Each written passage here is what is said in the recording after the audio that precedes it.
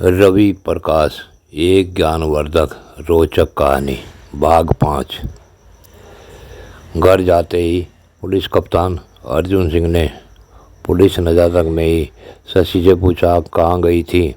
शशि अपने डैडी की तरफ देखते ही शशि घबरा गई, बोली, कहीं नहीं डैडी हूँ। कह कप्तान साहब ने आगे बढ़कर शशि को बड़े जोर का थप्पड़ मार दिया। तभी मोहिनी बीच में आ गई और शशि को अपनी छाती से लगा अंदर ले गई। कप्तान साहब बड़बड़ाने लगे, मेरे द्वारा दी गई आज़ादी का नाजायज फायदा अब कोई नहीं उठा सकता, और क्रोध में ही अंदर पहुंचा। मोहिनी पूछ रही थी, बेटी कहाँ गई थी? तो मम्मी मैं तो अपनी सहेली के पास गई थी। नहीं, झूठ बोल रही है तेरी लाडली, यह मेरा नाक कटवाने गई थी, धमकी देने गई थी किसी को, अपने गुंडे भाई की। कहाँ है तेरा लाडला? एक हफ्ते से उसका पता नहीं है। इसका स्कूल में जाना कल से बंद है। शशि रो भी रही थी और अपनी माँ की गोद में से लगी सोच रही थी, डैडी को यह सब कैसे पता लगा? ठाकुर साहब बोलते ही रहे, अगर शशि ने घर से बाहर पैर निकाला तो तुम दोनों माँ बेटी की टांगें काट दूंगा। गुस्से में ही अपने कमरे में चले गए। शाम को जब सब अपने अपने बिस्तर पर जा लेटे तो मास्टर जी ने अपने लड़के को समझाने की सोची और उठकर अपने लड़के के कमरे में जा पहुँचे। पिता को देखकर पुत्र बिस्तर से उठ खड़ा हो गया। पिता बोले, बेटे बैठ जाओ, मुझे कुछ कहना है, ध्यान से सुनना। और बोले, बेटे सत्य से दया, दया से दान, दान से धर्म उपजता है, और ये सब तो ब्रह्मचर्य से ही उत्पन्न होते हैं। बेटे जब तक शरीर में ब्रह्मचर्य शक्ति है तो भी विश्वास, दृढ़ संकल्प, निर्भीकता, तेज बुद्धि आदि सब चीज़ें शरीर में मौजूद हैं। विद्या बुद्धि की महानता भी ब्रह्मचर्य शक्ति में है। बेटे ब्रह्मचारी को 24 वर्ष तक नारी की तरफ अधिक देर दृष्टि नहीं जमानी चाहिए, भले ही वह माँ, बहन, भाभी या अन्य कोई भी क्यों न हो। देख बेटे, अभी तेरी उम्र 17 वर्ष है। वैसे देखने में नौजवान दिखाई देता है, परंतु 7 वर्ष और अभी ब्रह्मचर्य तपस्या के बाकी हैं।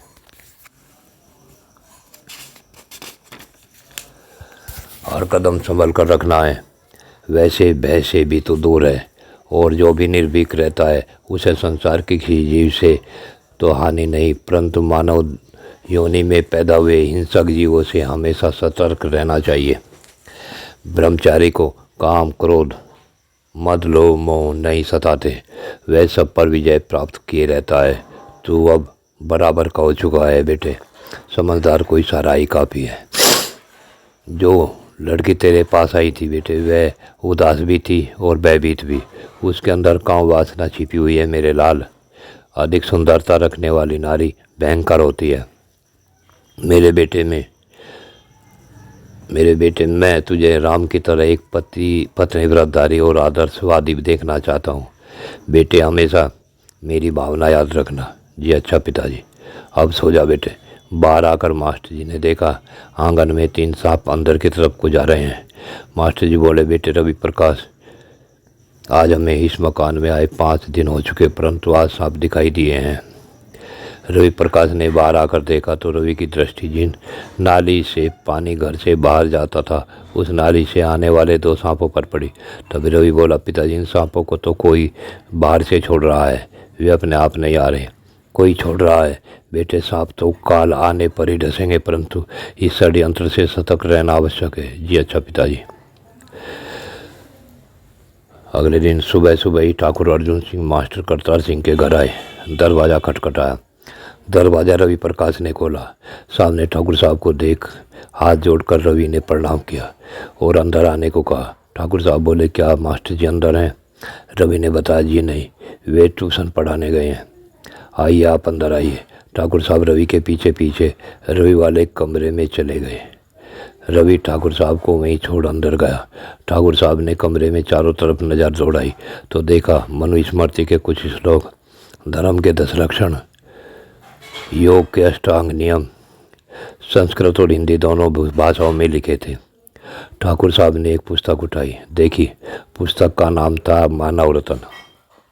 1-2 ही पृष्ठ पलटा था।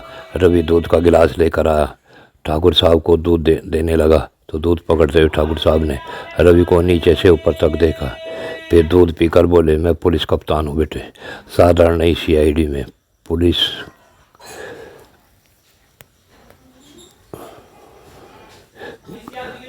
अंदाज में ही बोले। वैसे तो रवि पहली नज़र में ही कप्तान साहब को मोह गया, फिर भी बनावटी गुस्से में बोले, जो मैं पूछूं सच सच बताना। पूछिए साहब, रवि का छोटा सा उत्तर था। तुम शशि को जानते हो? जी हाँ। पूरा उत्तर न मिलने से तेज आवाज़ में ठाकुर साहब बोले, क्या जानते हो शशि का व्यवहार? कैसा व्यवहार है शशि का? अनैतिक। क्या पहेलियाँ बुझा रहे हो? पूरा उत्तर क्यों नहीं देते? ये पहेलियाँ नहीं, ठोस सत्य है साहब। कल यहाँ शशि आई थी। जी हाँ। क्या लेने आई थी? अपना व्यवहार बताने। क्यों आई थी? वह क्योंकि उसके माता पिता ने उसे कभी सही शिक्षा नहीं दी। क्या बक रहे हो ठाकुर साहब? अगर सत्य सुनने की सामर्थ्य नहीं है तो मुझसे कुछ मत पूछो। मुझसे ही जवान लड़ा रहा है, जानता नहीं मैं कौन हूँ। मैं क्षमा चाहता हूँ। आप कौन है ये तो आप बता चुके हैं, तो जो मैं पूछूं उसका सही और पूरा उत्तर देना, नहीं तो जेल की हवा खुआ दूंगा। कप्तान साहब पुलिस लहजे में कह तो गए, लेकिन रवि का चेहरा तो अब भी शांत था। कुछ देर चुप होकर फिर बोले, शशि को तुमने क्यों बुलाया था? हमने उसे बुलाया नहीं था। कितनी देर रही थी शशि यहाँ? करीबन 3 घंटे। क्यों रही 3 घंटे? वो यहाँ उसे सत्य का रास्ता दर्शाया था। मुझे भी बताइए वो सत्य क्या है? तुम ही हो हिंदुस्तान में सत्यवादी। ठाकुर साहब, सत्यवादी तो अनेकों मिल जाएंगे। उसी शांत मुद्रा में रवि बोल रहा था। कप्तान साहब, जिस परिवार में राजसिक और तामसिक भोजन ग्रहण किया जाता है, उस परिवार के हर सदस्य की समझ में सत्य एक ही बार में नहीं आता। न कल शशि समझ पाए और न इसे आप समझ सकते। सत्य सुनने समझने से पहले तो आपको अपना अभिमान दूर फेंकना होगा। अपनी बुद्धि का बर्तन खाली करके आप आना होगा। जिस बर्तन में पहले से गोबर भरा हो वहाँ घी। क्या बक रहे हो? मैं क्षमा चाहता हूँ। आप मेरे पिताजी से मिल लेना। मुझे तो तेरा दिमाग ठीक करना है श्रीमान जी। मैं तो पूर्ण रूपेण स्वस्थ हूँ। आपको अपने परिवार और अपना दिमाग स्वस्थ करना होगा, अन्यथा आपकी पुत्री आपकी इस झूठी शान शौकत को धब्बा लगा देगी। तामसिक भोजन के प्रभाव से इतनी कम उम्र में उसके अंदर काम वासना जाग चुकी है। मुझे तो समझाने के लिए मेरे पिताजी ही काफ़ी हैं। अधिक बोलने की हिम्मत न कर। जो सत्य सुन नहीं सकते उन्हें सत्य पूछना नहीं चाहिए। आप मेरे पिताजी से मिलना। मैंने तो आपको ठोस से समझा है। पूरी तरह मेरे पिताजी समझा देंगे। स्कूल में जाने से पहले मुझे कुछ पढ़ना है। जब तक पिताजी आप शांत होकर बैठ जाइए। इस प्रकार के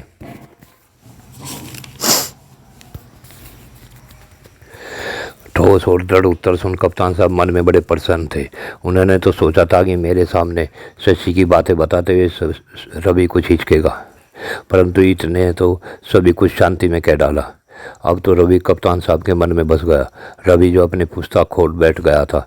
कप्तान साहब ने टोका, रवि, जी हाँ। तुम्हारी क्या जाति है? मानव। मैं जाति पूछ रहा हूँ। जी हाँ, प्रभु ने हमें मानव बनाया है।